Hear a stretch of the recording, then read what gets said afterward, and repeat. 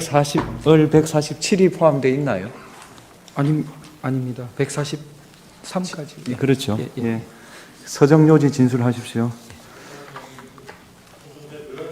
예. 상대방 인부 취지에 대해서 좀 설명을 구해 주셨으면 하는데요. 네. 아까도 말씀드렸습니다만 지금 서정요지 진술 대상에 포함되어 있는 걸로 보이는 141, 142가 네. 김의규 진술조서, 김창학 진술조서인데 예. 아마 바쁘셔서 그런지 이 조서 중에 한 페이지, 두 페이지 이렇게 서정으로 내셨습니다. 그래서 저희가 이 조서의 전문을 오늘 서정으로 제출을 했는데 예. 여기에 대해서는 상대방이 부동의를 하셨습니다. 예.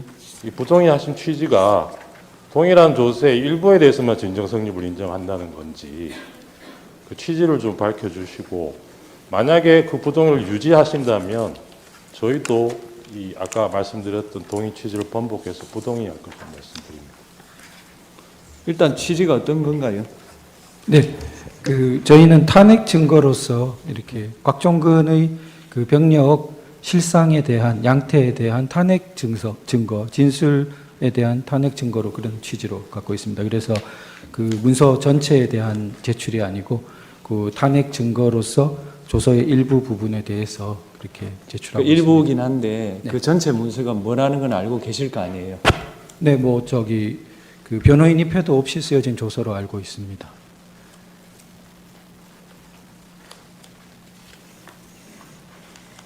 갑 51의 2가 뭐든가요? 141. 지금 갑 51의 2가 1, 2, 갑 52 이게 문제 아닙니까? 그죠? 그렇습니다. 예. 51은 김의규 검찰 진술 조서고, 그 다음에 김창학 진술 조서고, 그 다음에 이상현, 안효영, 김영기 통화 녹취록인데 그 중에서 일부를 제출했다. 저쪽에서 일부를. 예, 그러니까 우리는 전체 다를 증거로 내니까 이것도 같이 가야 되지 않냐 그 말씀이죠. 네, 그렇습니다.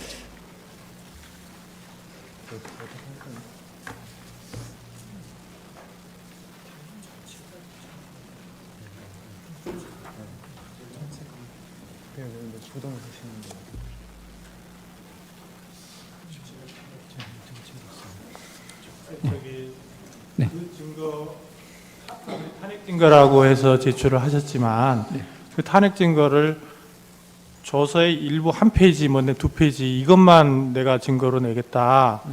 그러는 거는 조금 맞지 않는 거 아닙니까? 문서를 증거로 제출할 때는 전체를 제출을 해서 내가 요 부분이 있다, 요 부분이 이제 우리 진술과 맞다. 그렇게 하면서 그거를 가지고 얘기를 하는 거는 뭐 타당한데, 그렇지 않고 그러면 청구인 측에서도 조서의 일부만 다 띄어가지고 유리한 것만 다 집어내면은 그게 증거조사가 제대로 되겠습니까?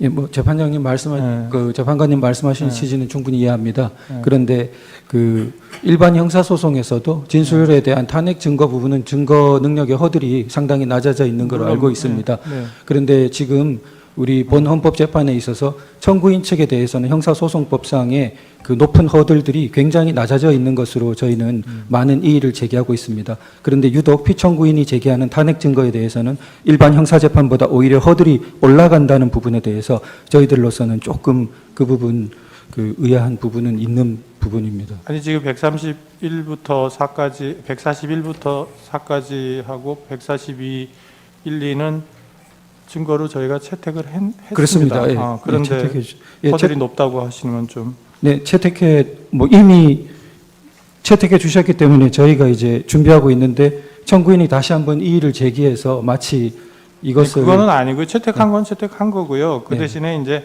그러면 청구인 측에서 전체를 낸 갑 51호증의 1하고 51호증의 이 부분을 부동의 하셔서 그게 조금 이상하다는 말씀을 드리는 겁니다. 그 부분은 뒤에 다시 한번 동의 여부를 다시 한번 말씀해 주시죠. 예. 네. 예, 알겠습니다. 일단은 서정요지 진술하도록 하겠습니다. 네. 동의해가지고 번복하는 것은 특별한 사정이 있어야 뒤집어지는 거기 때문에 서정 채택하는 결정은 유지하겠습니다. 서정요지 진술하십시오. 예, 감사합니다. 국회 출동 병력의 실상에 관한 서증요지 진술을 시작하겠습니다. 먼저 국회에서 탄핵 소추를 의결하고 그 문안에 따라 헌법재판소에 탄핵 심판을 청구한 소추 의결서 정본의 내용을 살펴보겠습니다. 소추 의결서 가장 첫머리에 피소추자 대통령은 무장한 군을 동원하여 국민을 협박하고 폭행하는 일련의 폭동을 일으킴으로써 대한민국 전역의 평온을 해하는 내란죄를 범하였다고 써져 있습니다. 이어지는 본문에서는 4. 무장병력에 의한 폭동이라는 제목을 달고 특전사 무장병력, 총기를 휴대한 계엄군에 의한 내란죄를 다시 한번 강조하고 있습니다. 그날의 진짜 이야기는 과연 어떠할까요? 을 145증은 특전사 여단장과 지대장 등의 대화 녹취록입니다. 특전사 여단장이 지대장에게 총기는 저 이렇게 해 민간들이 뺏어가지 못하도록 이라고 말하며 이어서 사람이 안 보이는 쪽에 가 있어 라고 합니다. 시민들을 피해 안 보이는 쪽에 배치되는 특전사의 모습을 보여줍니다. 철수하면서 지대장이 여단장님 저도 많이 맞았습니다 라며 웃자 그래 고생했다 라고 하여 오히려 시민들에게 얻어맞은 지대장의 모습을 보여줍니다. 탄약은 다 안 가지고 있고 라는 확인에 탄 안 들고 왔습니다 라며 실탄 한 발 휴대하지 않은 특전사의 모습을 거듭 확인해 줍니다. 투시대와 같은 장비를 잃어버리고 담을 넘다가 다리를 접질린 특전사 인원이 있음이 확인됩니다. 김현태 단장의 증언에 의하면 시계 24개, 장비 수십 대가 파손 분실되었고 특전사 대원 16명이 부상을 입었습니다. 을 141호증은 국회로 출동했던 수방사 소령이 검찰에서 진술한 내용입니다. 경찰 협조를 받아서 진입하라는 지시를 받아 경찰에게 가는 도중 갑자기 시민들이 욕설을 하고 소령의 옷과 팔, 다리를 잡고 끌어냈으며 시민들이 통신장비 등을 다 떼어가는 상황이 발생하여 욕설과 함께 시민들에게 제압당하고 장비를 빼앗기는 수방사의 모습을 보여줍니다. 소령과 10수명의 부대원들은 국회의 계엄 해제 요구 결의 시각 30분 전에야 국회의사당 주변에 도착했습니다. 소령은 빛이 닿지 않는 사각 지역에 들어가 있으라고 부대원들에게 지시하고 특전사 2명이 다리를 다쳐 부축받아 내려오는 장면을 목격했습니다. 이후 민간인들에게 데이터 장비와 권총집을 뺏긴 것이 있었음을 확인해 줍니다. 을 142호증은 계엄 발동 후 국회로 출동했던 수방사 대령이 검찰에서 진술한 내용입니다. 사령관으로부터 출동 부대와 인원 등에 관한 구체적인 지시를 받지 못하고 소집 명령도 뒤늦게 이루어지는 상황을 보여줍니다. 지휘관인 대령은 자신이 부여받은 임무를 정확히 알지 못했기에 출동하는 팀에도 구체적인 임무를 부여하지 못했으며 현장에 도착해서도 우리의 임무가 무엇이냐고 동료 대령에게 물어보았습니다. 그러자 그 친구 대령은 선배님은 들으신 것이 뭐냐고 되물어와 수방사 출동 병력 중 누구도 구체적인 임무와 목표를 알지 못했던 상황을 보여줍니다. 을 143호증은 계엄 당일 국회로 출동했던 군인들의 대화 녹취서입니다.